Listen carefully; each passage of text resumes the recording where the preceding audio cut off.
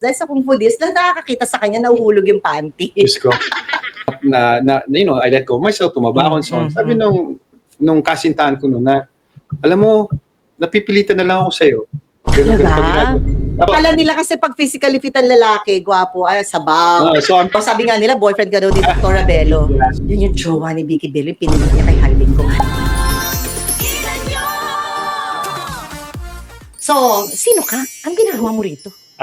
Simple lang. Ako si Edward Mendez. Mahilig akong magbasa. Mahilig ako sa pusa.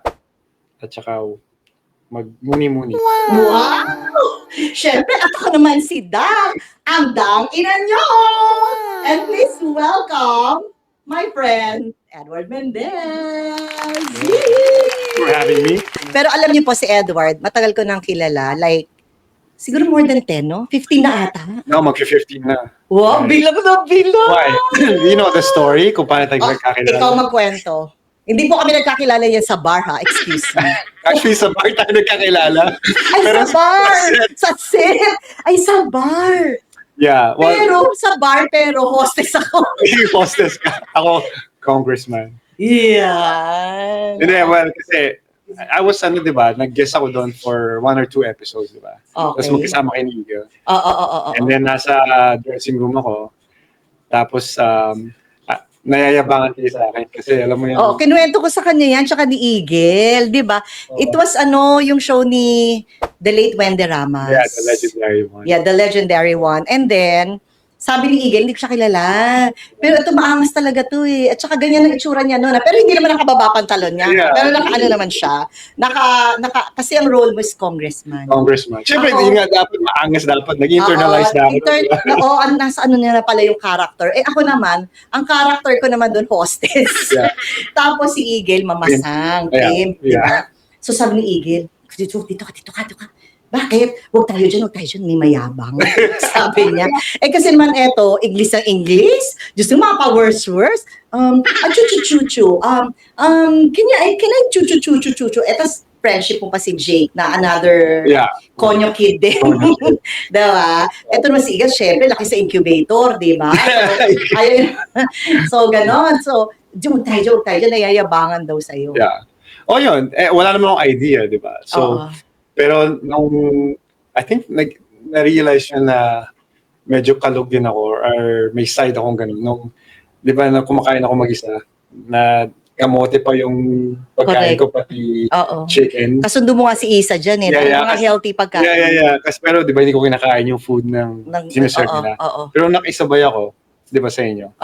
Wala, di ba, usapan natin diet. Correct. Tapos na-realize na, pala, hindi naman pala siya masyado mayabang. So, medyo lang. And then it's funny kasi naging friends tayo for ilang years. Kasi kaya naging rin tayo vibe kasi nalaman natin sa isa't isa. We're all July. Yes, we're all July. Sunod-sunod ang mga birthday namin.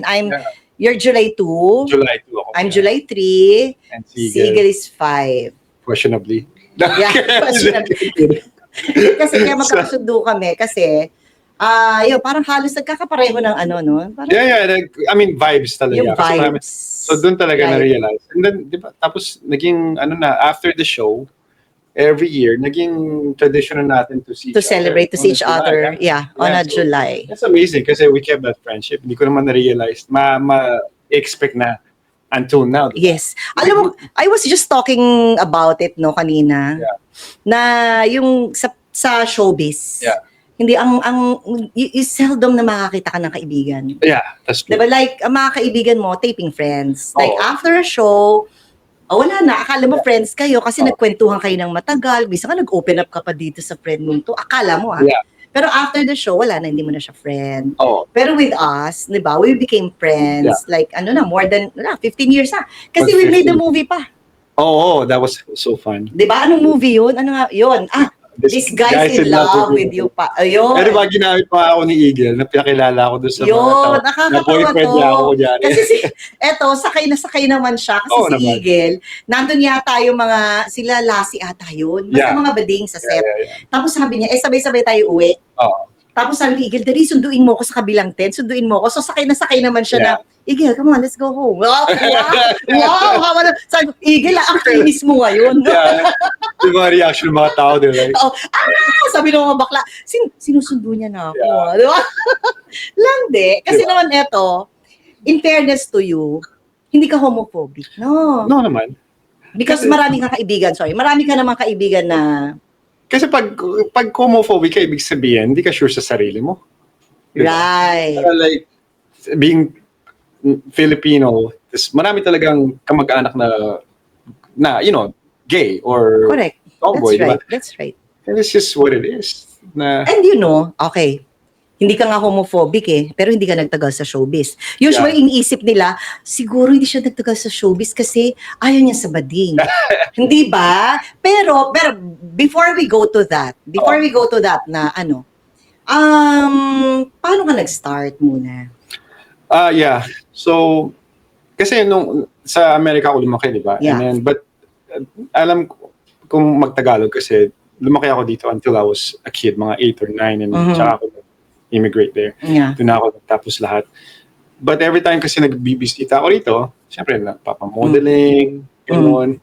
And then, akala ko lahat ng gig maganda kasi like, may mga calling card o ito, ganyan.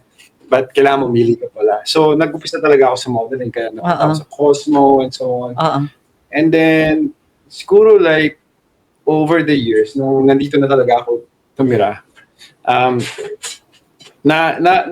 may napakilala sa akin na known manager and nakita niya na yung potential ko. Pero I saw you pa sa GMA. Nag-start ka ba sa GMA? Nag-start ako sa GMA pero it was a gig kasi hindi naman ako dito permanent. So, ano pa ako? May chance nakita ko nun. Nasama pa nga ako sa movie ni Ai the Pinaypay, di ba? Talaga? Yeah, I was there. Pero yun nga lang, it was like mga cameos. And then after, when you decided you'll settle here, because of love, I had an ex-girlfriend here. Tapos, syempre, like, I had to settle down. But, alam yung passionate kasi magmahal. Yeah, I'm very passionate. July Yeah. So, fast forward. It's funny kasi paano ako napasok sa showbiz. And I don't think a lot of people know this story. So ngayon, yung manager na to, very famous, he was like asking me like, ano ka na, pumasok na. And I said, no, I don't want. Pero like, one time, kasi he's a family friend as well.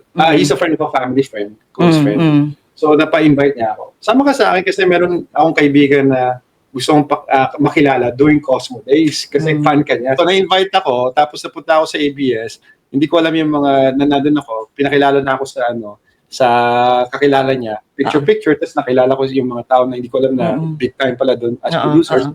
So, nung palabas sa kami, tinawagan yung manager. Sabi niya, ako kalad ka rin. So, pumasok kami balik sa building, pasok kami sa boardroom, tapos sabi nung makahilerang na doon sa laptop, gano'n. Sabi niya, is that your talent? Sabi nung kausap ko yung kausap ng manager, sabi niya, yeah, he's my talent. Sabi, parang, no. Inangkin ka agad. So, he's my talent. Tapos sabi na, well, we want you to be in this show. Which was Magkaribal. That's about your first show. That's Magkaribal. And then sabi niya, at least tinanong, would you like to be in the show? We want you. Sabi niya, bago ko sumagot na, hindi, oo. Sabi niya, yes, of course, gusto niya mapasok. Sabi ko, tapos syempre, tulala ako, paglabas namin, sabi, kita mo, pasok ko na siya showbiz. Pero during that time, hindi ba nag-aral ka sa US? Yeah. Graduate po ito si Edward ng Sports Science sa US. Maryland. Ano ba yung mga nagawa mo na, well, let's remind your fans. Well, kasi umpisa ako officially 2011, so naging napunta ako sa Precious Hearts ni Shaina Magdaya. Alina, I was the guy there. Sa Alina rin. Atay pa ako ni Andrea Brillantes there. Pero wala kang experience sa acting sa US? Wala. So yun, and then I did show with Piolo, and then after that, there was a big change and move na yung talent ng manager ko na had to move sa kabila. So we all had to move, And then after that, I did Kung Fu Divas, and then after that, I realized, gusto bang ituloy-ituloy. But I enjoyed Pero, Yeah. ayun, doon ko yung nakilala, di ba? Along the way. Along the way. Pero makakilala na tayo ng Kung Fu Divas. Naaliw na aliw ako. Yeah. Alam mo, napaka-iconic ni Edward sa Kung Fu Divas. Dahil sa Kung Fu Divas, nakakakita sa kanya, nahuhulog yung panty. Diyos ko. Ayun, Natawa ako doon. I never thought na until now, di ba? Pero alam mo, ang ganda-ganda ng sa'yo, packaging sa'yo Yeah. doon. I mean, di ba? Parang Adonis na, hindi gano'n naman talaga. Gano'n ka naman pinakilala sa ABS. Ano bang tawag sa'yo noon? I don't know. Kasi nung I did the Kung Fu Divas, wala na ako sa ABS noon eh. Naglipat na kami. We had to, kasi there was a big because of someone. So I don't know, maybe if I stayed in ABS, I don't know, it would have been different. But I'm happy how everything turned out. Yeah. Anong feeling na nung binasa mo yung script Ano yung talaga? feeling na yung mga matatanda naglalaglagan ng panty? Oo. parang sabi ko, ayoko. Oo. No, kasi diba? Kasi parang, ang ano sa'yo, parang parang isang sex object talaga. Well, nakakatawa, diba? Nakakatawa din yung story nito eh. Kasi, maganda siya. Kasi yung director, si Direk Ona, Oo. which is one of my favorites. But we were going to the same gym sa Fitness First noon. Okay. So nakikita niya ako, nag-gym ako, same time kami. Yung pala, yung movie niya, sinulat niya na, pinoform niya na, Ikaw ang iniisip niya? Parang nakikita niya yung character niya. His name is Koji. That's him. Si Koji. Yeah. So, Ikaw si Koji. nung ready na yung script niya, lahat, nagpa-audition na siya, and then parang may napili na sila. Then he somehow found me through a person na kakilala. Kasi he didn't know my name. And then last minute, napa-audition ako. And then ako yung binigay sa akin yung role. Oh, wow! Hindi, actually, yan ang ano mo eh. Yan ang pinaka-ano mo eh. Ewan ko talaga everybody would remember you aside from your modeling days. Kung Fu Divas talaga. Yeah, Kung Fu Divas. Padero. Hindi, tsaka magaling ka dyan ha. Yeah. In fairness to you. Nag-aaral ako ng Kung Fu for 2 weeks. Talaga? O ngayon, diba, what made you leave showbiz? Well, after that kasi... Well, will you consider yourself na you left showbiz na ba? O semi-retired? Baka naman ako nagpapaano sa'yo. Baka naman semi-retired lang. Basta ikaw mag-request. So, di ba? Oh my gosh, di ba asawa sabi ko mo sa na nga ba eh. Sabi na nga ba, pag gumawa kami ng movie talaga, Edward, alam mo yan. So, babalik si Edward Mendez. So, hindi ka pa retired. No, well, I never know. Kasi, no, hindi ka pa retired. Sayang naman. That time kasi, I was also working in a medical group, di ba? I was working in a... Kasi that's really my, Tapos I was... Beside you were acting, sabay-sabay. And then sabay-sabay mo lahat ginawa yan. Yeah, I was doing clinic work and all of that. You're with Sexy Solutions, di ba? That time, that was by Bello. Kasi, I was with Bello Group that time. Oo, sabi nga nila, boyfriend ka daw ni Dr. Bello. Yeah, so that's a funny... Diba? So, yun. Actually, sabi nga ni Eagle noon, tsaka, yeah. Yun yung jowa ni Vicky Bello, pinalit niya kay Hayden ko. Di ba yun ang So I have a funny... Diba? Yeah, I have a funny story about that. Ako sinabi ko talaga sa kanya, alam mo Edward, sabi nila, hindi ba? Kasi if you want to be friends with somebody, you have to be honest and true, di ba? Well, alam niya yun na, pinagtatawanan niya lang yun actually. Kasi the funny story of that, nakakatawa kasi, like, nung nalink ako kay Vicky, but you're good friends with her. Yeah, we're first. Kasi up to now, di ba? You're friends with her. Kasi they know me since I was 18. So alam niyo na po. Ayan, siya na magsasabi. So talagang, naging close ako sa family nila because I would always be in their clinic. So I'm not just close to her, I was close to the kids. Yeah, yun. So, nakakatawa kasi when, like, I would go sa events nila, kasama ko si Vicky, so it was never an issue. But the moment na napasok ko yung showbiz, bigla nagkaroon ng mali siya. So nakakatawa.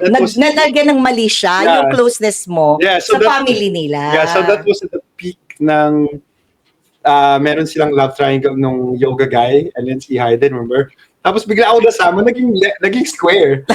Tapos bigla, bakit gusto magkita sa klinik ako? Bigla gusto ko interviewin, like about what's my connection.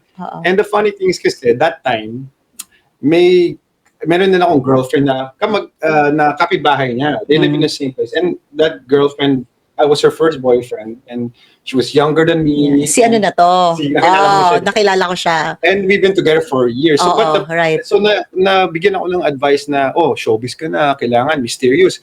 Kailangan yung sagot mo, showbiz. Pag tinanong ko, bakit ka naling, ganyan. And ako naman, like, I thought that was the right move. But yung girl ko that time, she was affected.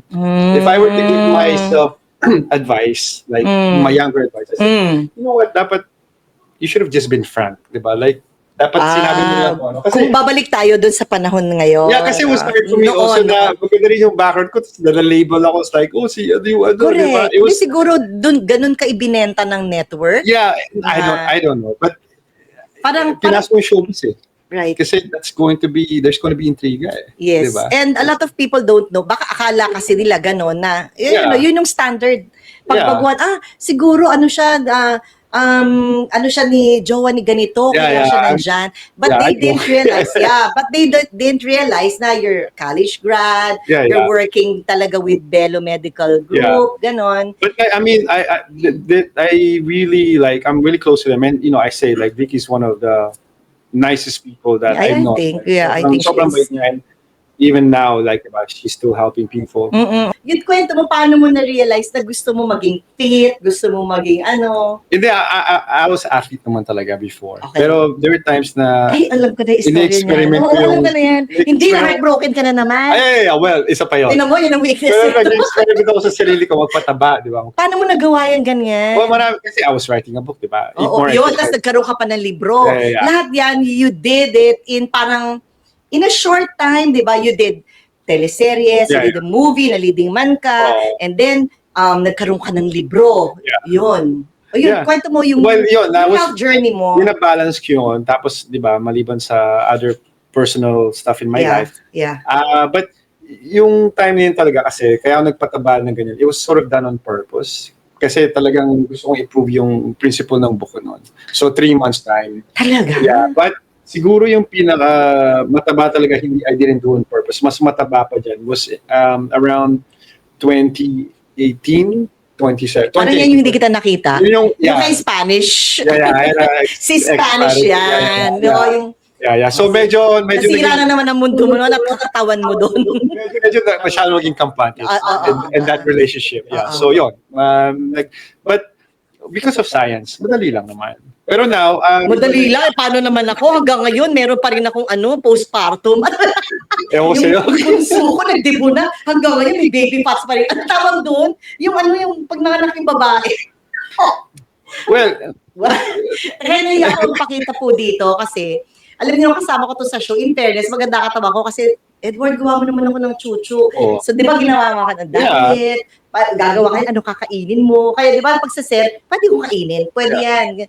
Kasi yung book mo, ano yung eat more exercise less. Eat more exercise less. Eat more exercise less. Actually, I have it right now online that you can download it for free. Yun. Actually, yun yung inaano ni Edward. Parang ang ganda no, eat more and exercise less. Because, pero dapat bilhin niyo po yung libro niya. Pero ang principle doon is timing, di ba? Timing. Yeah. Parang same principle. Same principle siya ng talk less, sex more. I'm kidding. Ito nga, kasi nga mga tao, di ba? You stop, alam mo naman sa showbiz. Pag nakita nila nag-stop na, it's either, ano ba yan? Ano na ba ginagawa niya? Ganyan-ganyan, di ba? Ano na ba ginagawa mo ngayon? Well, because being financially, I have some like financial way of managing things. Marami akong na-acquire na time para to do other things I love doing. Yeah. So, ngayon, like I do talks. I get invited by big companies to do talks about health, about also biohacking, gano'n. Kasi ano yung biohacking? Ano ba yan? Cyber hacking lang alam mo. Biohacking? Ano na naman yan, Edward? Alam niyo po ito si Edward, talaga, hindi ito maghihirap sa buhay dahil ang dami pong alam. Kayo mga nag-iisip na baka may jowa na siyang bading at nabubuhay pa rin siya. Hindi po totoo yun. Ako lang sabi ko sa kaibigan niya. Dahil napakasipag po at matalino, nakakagawa ng Grabe naman sa pag-promote. Salamat. Manahan mo ako, ha? Grabe na mag-promote, ha? Sige na guys. Sa gabi ko naman, libre lang kita. Hindi. Frankly speaking, di ba? Marami kasi nagtatanong, lalo pag nalaman nila na kaibigan si Edward Mendez. Ano ba ginagawa nun? Laging tanong, sino jowa nun? Iniisip nila jowang isasagot. Jowa siya na may ayo ng ene-ene. Jowa siya. I mean, no, marami po siyang pinagkakaabalahan sa buhay. Aside from your new book na Well, ano, yeah, hopefully, ano ko siya matapos. meron ka bang ano, supplements? Meron na ba? Yeah, I'm into supplements talaga. Tsaka, like a lot of those things pagdating sa health talaga. I mean, Yeah. I'm involved in that.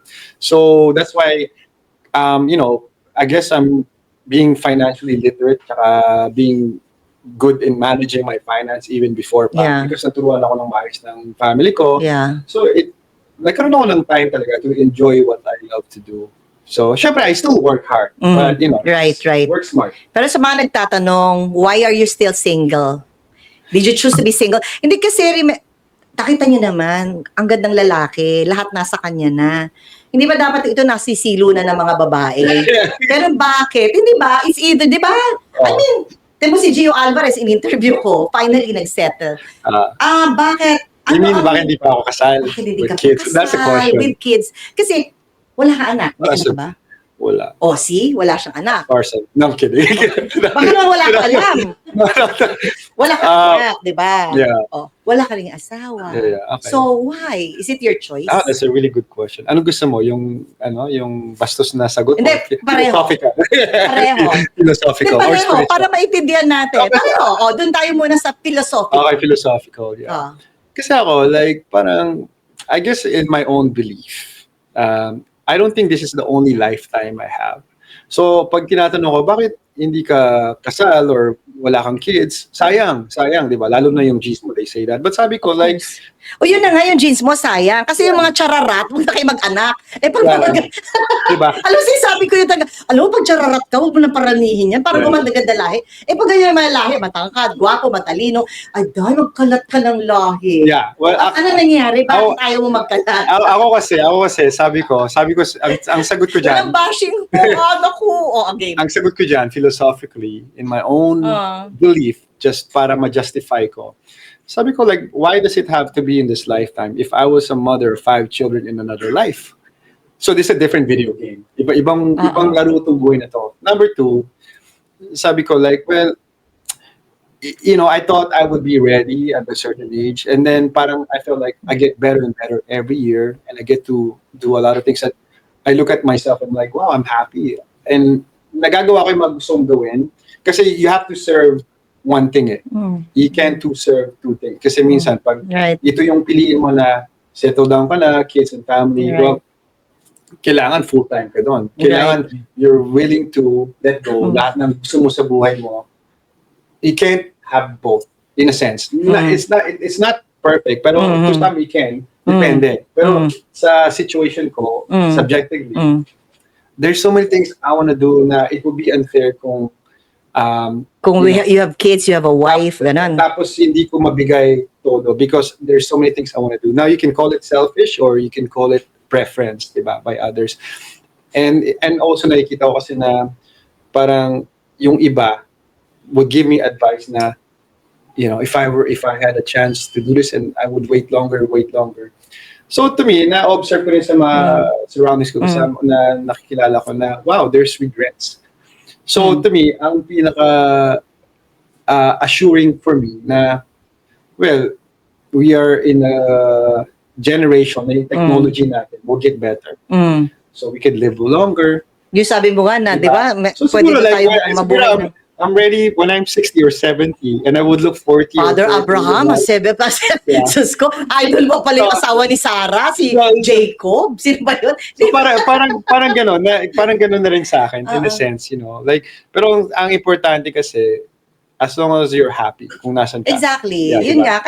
Pero talaga I admire people na may ganyang mindset din na napapanindigan. Oo. Tsaka masaya ka kasi meron naman kasing iba, plastic lang naman, ay mag-asawa, yung pala wala na naliligaw. Wala lang, hindi lang kayo wala lang, di ba? Pero ikaw talaga pinili mo. Na, hindi ko siya pinili o pinlano. Hindi mo pinlano, it just pero happens yun yung... as life goes on, as life is going every But year. will there ever be a chance, like, if you would meet somebody na, this girl is too perfect, I want to marry her. Mangyayari kaya yun sa'yo? Well, I may have already, pero yun. Pero nandun ka pa rin sa ano na yun yan, yung belief mo na kailangan kasi kailangan kasi yung partner ko, we're on the same belief system. Yeah. Kumbaga like, ang sa akin kasi parang kung yung partner ko, sasabihan ko siya na like, ikaw is you first. I'm just a support. Ibig sabihin, sa buhay kasi for me, this is me, and I have pillars. Yung pillars na yun yung nagtatayo sa akin. So each pillar represents friendship, family, love life, career. Lahat sila even. Kailangan even. Ikaw ang 99%. Kasi pag kinuha mo yung isa dyan, nilagay mo dito, lahat siyang gaganyan. So that's why I always encourage someone who's with me na I'm just a support. Like, kailangan, like, yung ano yung, I'll be honest with yung expectation mo, if hindi tayo magtutugma, then wag na. Oo. Tsaka importante naman, masaya tayo sa buhay natin. Yeah, Kasi yan yung trend ngayon eh, di ba? Yung people not getting married, di ba? Actually, maraming younger pa sa atin na yan na yung gustong gawin. Di ba sa Japan nga, wala na nga nag-aasawa at nag-aanak? Kasi dahil sa social media eh. Kasi nakikita nila na, ay, ito yung gusto ko. So parang hindi na sila nagiging, kampante or satisfied sa what they have. Eh ano naman yung bastos version? Yan na naman. Kala mo nakalimutan ko. Sige. Sige. Ano yung bastos version? Bakit na single ka pa rin hanggang ngayon? Hindi yung tanong single. Yung settle down or married. Oo.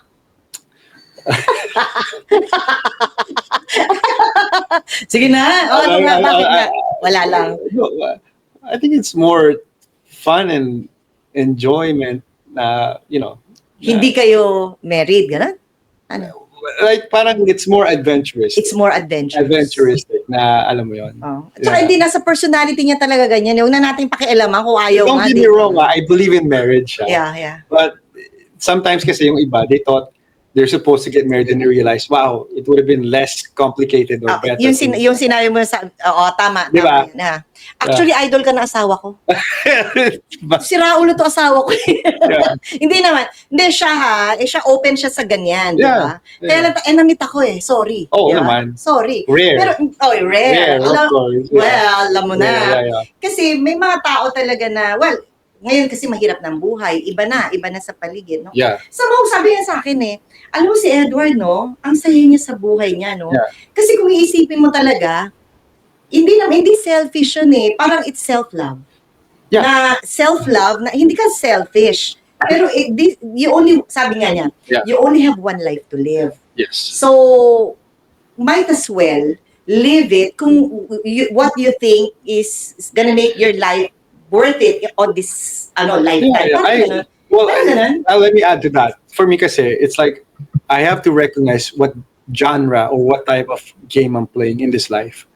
So, ibig sabihin, like, if I'm trying to play, kunyari, kung yung genre ko dapat comedy, why am I playing drama?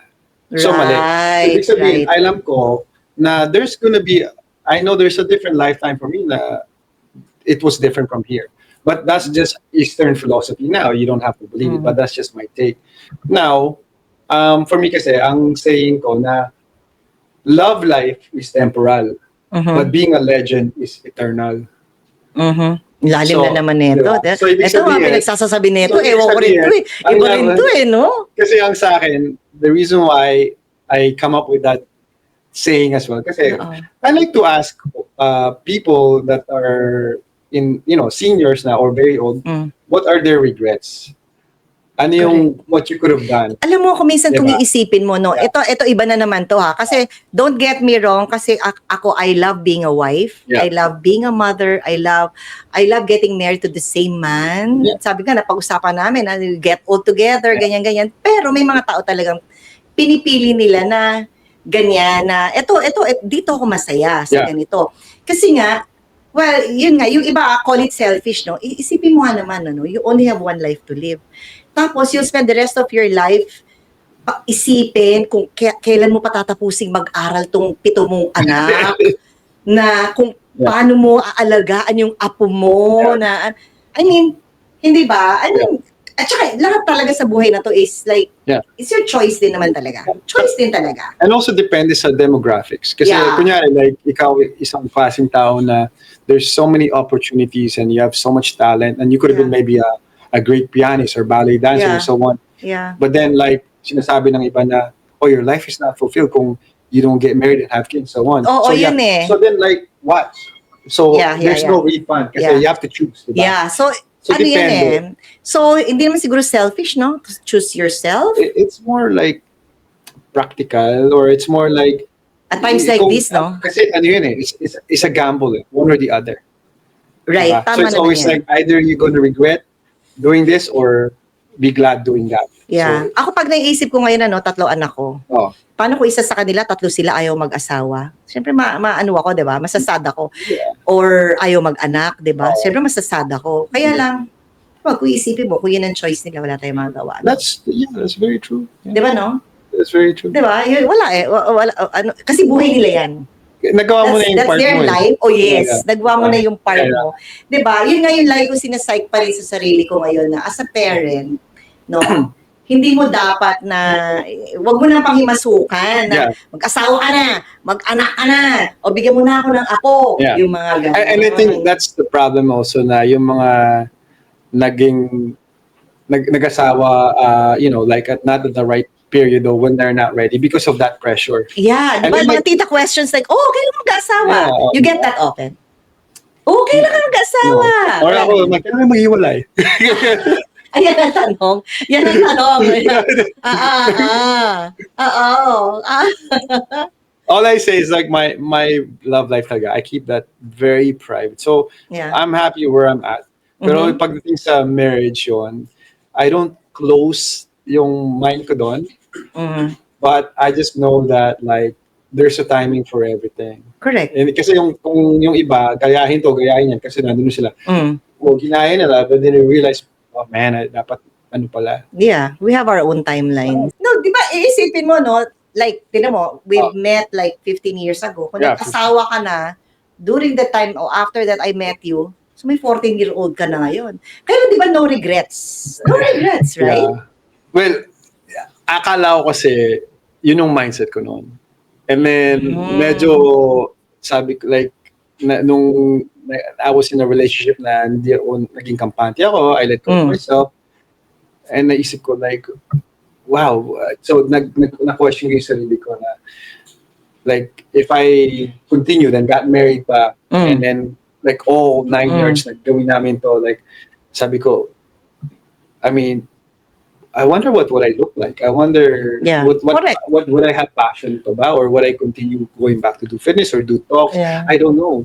Kasi Yeah. parang ano. Yeah. So it's, like I said, it's kanya-kanyang kaligayahan. Like to Yes. some people, but yun nga sinasabi na parang why is divorce rate is 70%, 67%.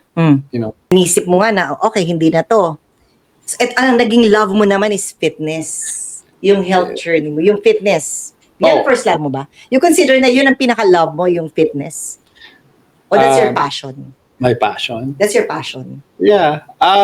Passion ko talaga yung pag Health? na looking like being your best. So ibig sabihin like health, like Overall? fitness, overall, yeah. Overall. Pero I love to eat naman, ganun. But Yeah. yun yung passion ko talaga. It's just like finding meaning. So ibig sabihin like kung sa fitness, kasi like Yeah. I feel good, I look good, Correct. or when I talk about it, like natutulungan ko yung tao na to give Yeah. them idea and Yeah. so on. But I'm also into other things. Kasi katulad nito, like pag weekends, I like to see my friends. So we get Weekends lang ba? Di ba everyday? Grabe naman to. Ay, hindi everyday. Okay. Iba naman iba yung everyday. Okay. Okay. Iba. Okay. Hindi, pero hindi nga. Meron ka may mga day job ka, may mga may mga ginagawa ka the whole week. Yeah. What keeps you busy? Well, I have a routine. So like kung sabihin natin, number one, like I read a lot.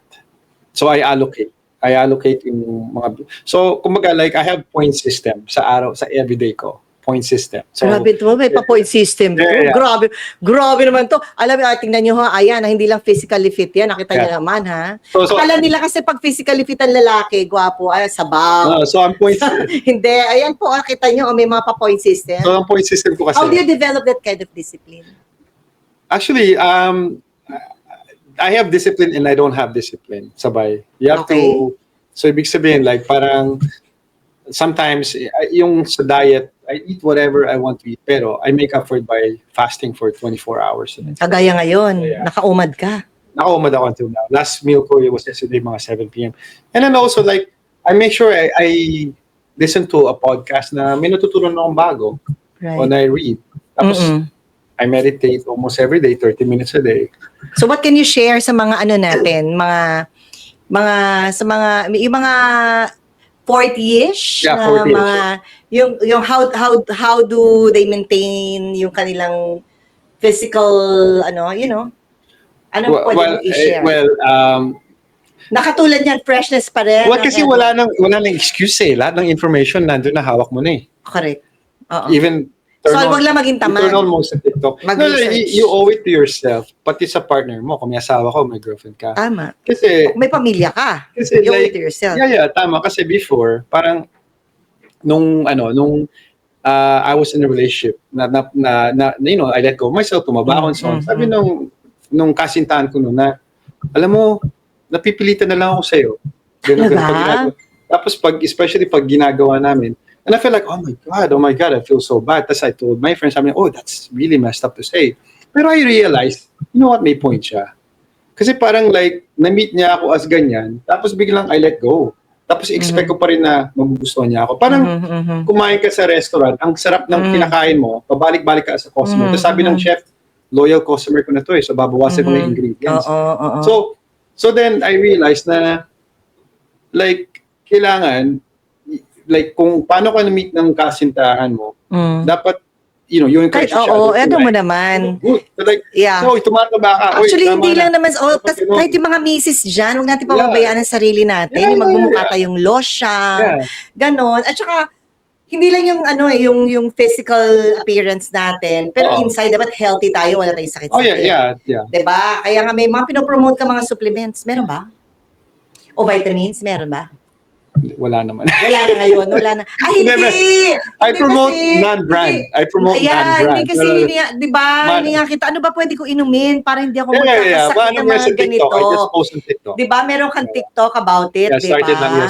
Ayun, meron siyang mga ganon na paano ka magiging healthy, ano yung dapat mong kainin, ano yung dapat mong gawin. Hindi ba may ganon ka? Oo. Ayun, so, panoorin niyo po yung mga pinagsasasabi nitong friend kong to. Ganon. Diba? Kaya, alam niyo, hindi niyo nakikita si Edward Mendez sa TV or sa movies, but still successful because of his choices na yung mga ginagawa niya. He's still successful. And what's your definition of success? Wow. Noon and now. Lalim naman. Ano gusto mo, kabastusan or philosophy? Hindi, pareho ulit. Pareho ulit talaga. Pareho ulit. Well, sa akin, definition of success is like being happy with what you have and what you are, and then not feeling that you need to impress anyone. Tama. Uy, parang sinabi ko rin yung kanina. Kasi ako like, alam mo, di ako maluho. Ang luho ko, like, food lang, honestly, and experience travel. Kasi for example, like... Tsaka napaka-simple mo naman talagang tao. Tsaka napaka-down to earth naman. Well, you work on yourself. Ibig sabihin, you don't need to buy expensive stuff, but make yourself look expensive. Ang galing. Diba? So, galing. Katulad ng kunyari, relo. Sabihin natin, like, may relo akong suot na nasa worth 5,000 pesos, 10,000. And then may naka-Rolex na worth 1 million. It tells the same thing. It tells you time. Yeah, it tells the same time. But at the same time, kung yung nakasuot ng Rolex, mukhang, alam mo yon, and then you look amazing. You look, anything you make it look expensive. Tsaka, I don't pay for anything I cannot see. Ang ibig sabihin nun, like parang, sabihin natin, binentahan mo ako ng ganito ulit, ang mahal, okay. I bought it to what? To impress. Yeah. But I only buy it to tell me time because the reason why, how do I know kung yung loob ng relo na yan is any expensive than loob nito? I mean, yung gear na yan, ano ba yan? Like, it has a limitation how good it is. So, ibig sabihin, I'm paying for something that I cannot even see.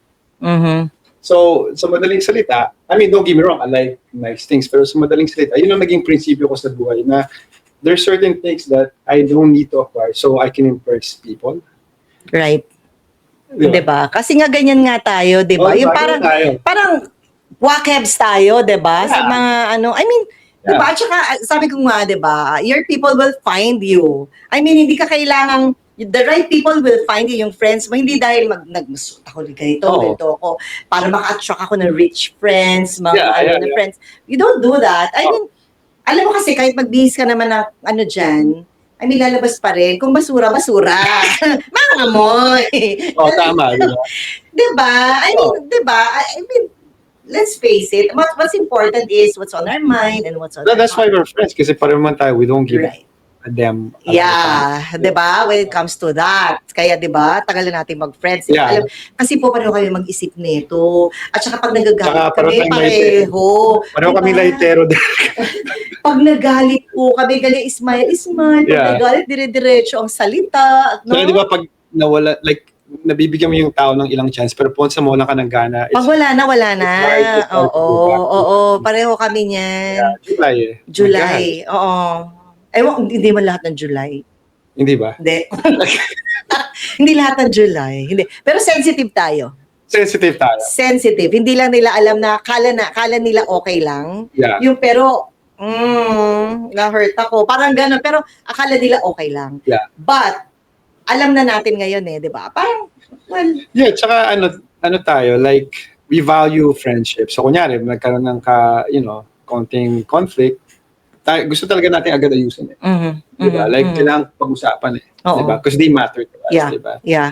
Pero like, pag paulit-ulit na tayong feeling betrayed, and So, yan. Alam niyo si Edward Mendez, ganyan niya. Kaya pag nagmahal yan, talagang one woman man talaga.